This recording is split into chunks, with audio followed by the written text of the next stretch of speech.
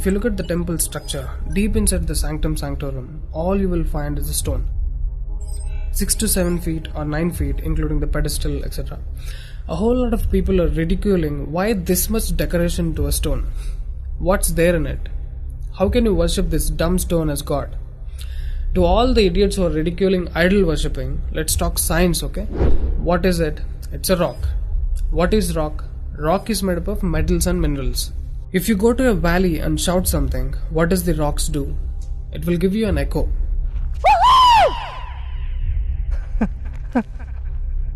It's an open place. The sound travels, hits the rock and throws it back.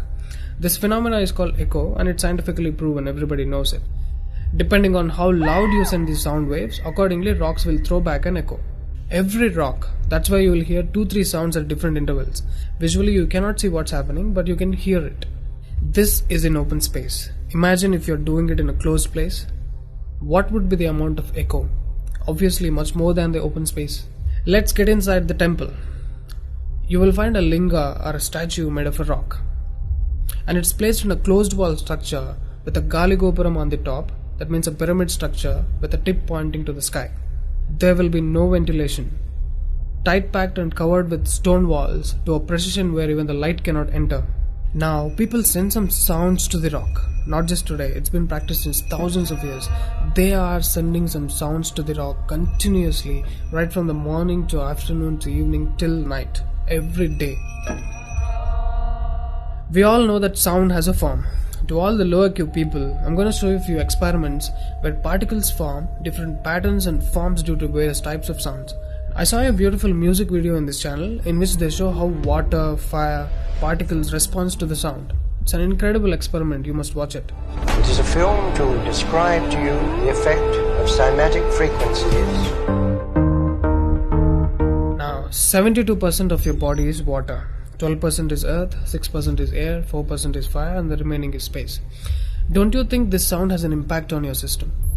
Look at how drastically the water is responding to the sound. Similarly, fire.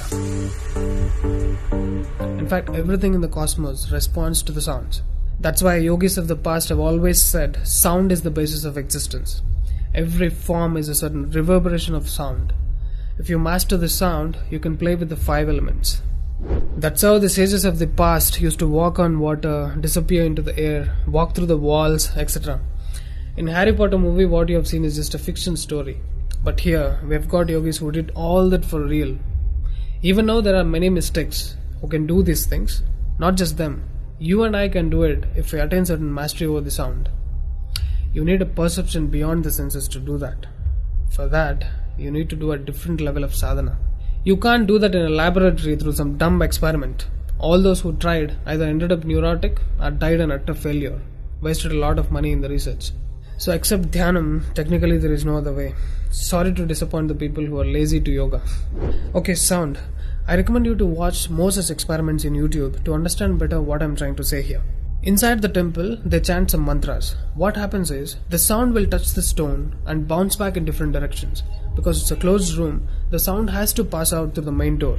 And whoever is standing in front will be completely soaked in that energy. Now, what do they chant? Vishnu Sahasranamam in the morning and Lalita Sahasranamam in the night. There is Shivopasana Mantram, Lingastakam, Am Namah Shivaya, Nirvana Shatakam, etc., which will have different impacts on the human system.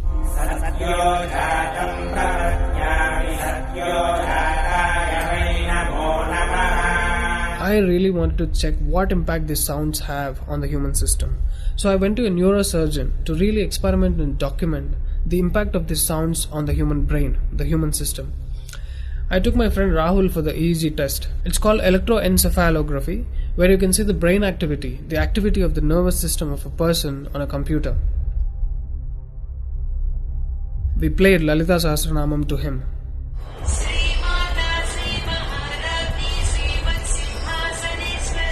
Rahul, relax your face.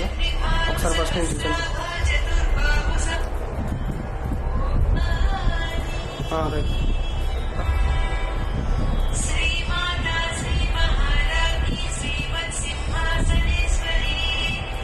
The kind of parasympathetic differences that he's getting is anonymous. Oh my god, then I understood. These sounds are engineered in such a way that the rhythm of the chant will go inside your parasympathetic nervous system and will put you into deep sleep within 3 to 5 minutes. First thing is, the chant is some thousands of years old. How could these ancient sages know that these sounds impact the parasympathetic nervous system? This they do it in the night. And in the morning they chant Vishnu Sahasranamam, the 1000 names of Bhagavan Vishnu.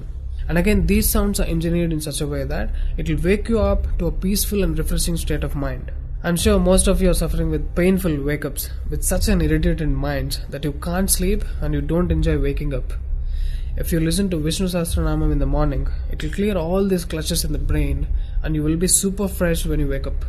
Even today you can go and check in Tirupati temple. They will chant Vishnu Sahasranamam in the morning and Lalita Sahasranamam in the night. This is a clear science evolved and being practiced in temples. Even now in most of the temples they're still doing it without knowing why they're doing.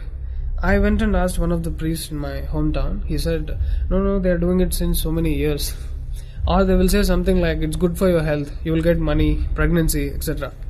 This is one more reason why temples are ending up in ruins here. There is no one to talk about the science behind it. Why sounds and why the rock? So they call this rock as God, and when you chant for God, their idea is to benefit the human beings living in the city. It's a free service. Will your doctors treat you for free? But these temples are doing it for free, since ages. But now, these temples are under attack. It's time to free them from government's control. Temples' properties are being looted. They think too much of gold is available there. You know what? The temple design is such, there will be a Dvajastambham, which is made of some metal, usually gold or copper.